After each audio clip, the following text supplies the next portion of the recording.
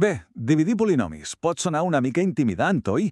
Però què em diríeu si us explico que, en el fons, es basa en una cosa que ja domineu des de fa anys, des de l'escola primària? Vinga, anem a veure com aquella divisió de tota la vida ens pot ajudar a desxifrar problemes algebraics que semblen molt més complexos. Vinga, anem al gra. Mirem aquesta expressió. Una fracció amb un polinomi a dalt i un altre a baix. Sembla una simple divisió. Però la pregunta del milió és: el resultat d'això és un polinomi? Potser no és tan senzill com sembla, I justament aquí comença el nostre viatge d'avui. Ok, per poder respondre a aquesta pregunta primer hem de tenir clara una cosa, que és exactament una fracció polinòmica. Posem-li nom i cognoms. Doncs mira, una fracció algebraica és just el que sembla, un polinomi dividit per un altre. P de x entre q de x. Fàcil, no? Però, atenció, aquí ve el però important. El resultat no sempre és un polinomi, i tota la culpa, per dir-ho d'alguna manera, la té el denominador. Recordem l'exemple de fa un moment. Què passa si intentem posar un 1 on hi ha la x? Doncs que el denominador, x menys 1, es converteix en 0 i ja sabem què passa amb la divisió per 0. És un gran no. Problema. Un polinomi de veritat, un com x al quadrat més 5, per exemple, s'on passa tot. Li pots posar qualsevol número real que no es queixarà. I aquí rau la gran diferència. Molt bé. Per entendre de debò com es fa això amb els polinomis, farem una cosa molt senzilla. Tornarem a la base, a un lloc que coneixem perfectament, la divisió de números. Sí, la de sempre. Aquesta serà el nostre campament base. A veure, pensem en una cosa com 673 dividit per 12. Qui n'ha fet una d'aquestes a l'escola amb la seva caixeta? Doncs el més sorprenent de tot és que el mètode, el pas a pas que fèiem llavors, és pràcticament el mateix que farem servir ara amb els polinomis. De veritat. Anem a posar-li nom a cada peça. Tenim el dividend, que és el número gros que volem repartir. El divisor, que és en quantes parts ho repartim. El quocient, que és el resultat, el que toca a cadascú. I, finalment, el residu, allò que sobra al final de tot. Aquests 4 són els nostres protagonistes.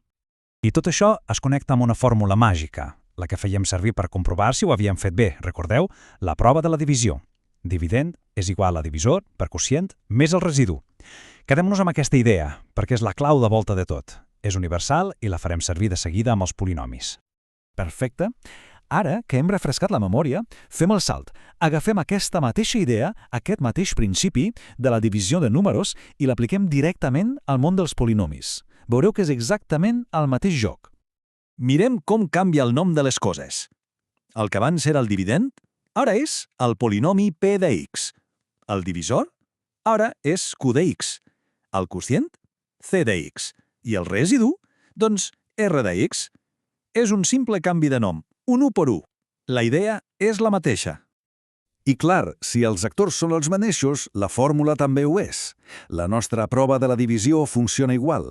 P de x és igual a q de x per c de x més r de x. L'objectiu és trobar aquest quocient i aquest residu. No ha canviat res de res, només que ara juguem amb lletres i exponents. Bé, però hi ha una pregunta clau. Quan parem de dividir? Amb els números era fàcil. Paràvem quan el que sobrava era més petit que el número pel qual dividíem, oi?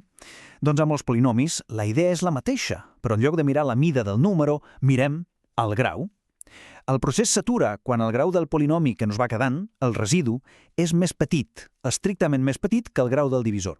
Aquesta és la regla d'O. Si ens en recordem d'això, ho tenim tot. D'acord, ja n'hi ha prou de teoria, anem a l'acció. Ara veurem com funciona tot això a la pràctica. Farem una divisió de polinomis junts, pas a pas. Som-hi! Aquí el tenim, el nostre repte d'avui. Hem de dividir aquest polinomi, p de x, que és 6x a la quarta més tot això, entre aquest altre, q de x, que és 2x al quadrat menys x més 3. L'objectiu és clar, trobar qui és el quocient c de x i qui és el residu r de x.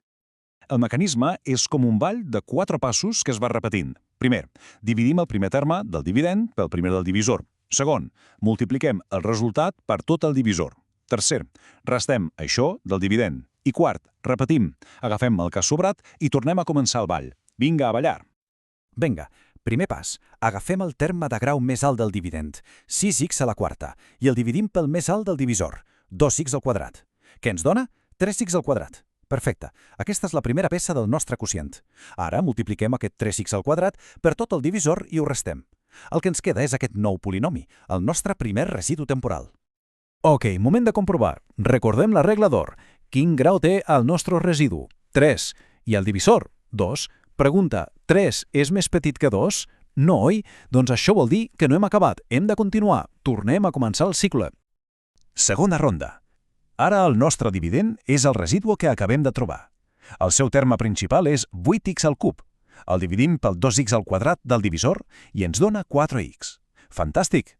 Ja tenim la segona peça del quocient. Multipliquem, restem i obtenim un nou residu, el segon. Un altre cop. Parem i mirem. Grau del nou residu? 2. Grau del divisor? També 2. I aquí compta. La regla demana que sigui estrictament menor i 2 no és més petit que 2. Són iguals. Per tant, encara no hem acabat. Ens queda com a mínim una volta més. Vinga, recta final. Agafem el menys 2x al quadrat, el dividim per 2x al quadrat, i això ens dona un menys 2. Aquesta és l'última peça del nostre quocient. Fem l'última multiplicació i resta, i arribem al residu definitiu. Anem a veure el grau d'aquest residu. És 1, i el grau del divisor és 2. Ara sí! 1 és més petit que 2. Ara sí que hem acabat. Ja tenim el nostre residu final.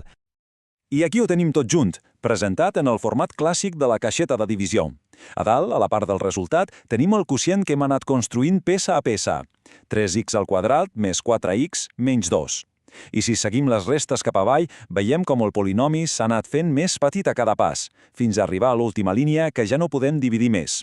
Aquest és el nostre residu final, menys 12x més 4. Tot el procés visualitzat. Doncs ja ho tenim. Després de tot aquest procés, quin és el resultat final? Anem a deixar-ho ben clar. Aquí estan, les dues respostes que buscàvem. D'una banda, el quocient, c de x, que és 3x al quadrat més 4x menys 2, i de l'altra, el que ha sobrat, el resto, r de x, que és menys 2x més 4. Missió completa. I per assegurar-nos que tot quadra, podem fer la prova de la divisió com fèiem a l'escola. Si agafem el divisor, el multipliquem pel quocient que hem trobat i a tot això li sumem el residu, el resultat ha de ser i és el polinomi amb el qual vam començar. La fórmula funciona, tot encaixa. Però, a veure, saber fer això és només el primer pas. La divisió de polinomis no és només un exercici. És una eina potentíssima. Una clau mestra que ens obrirà portes per factoritzar, per trobar les arrels d'equacions, per simplificar problemes que semblaven impossibles. Llavors, la pregunta important no és com es divideix, sinó, i ara, què podem arribar a resoldre amb aquest nou superpoder?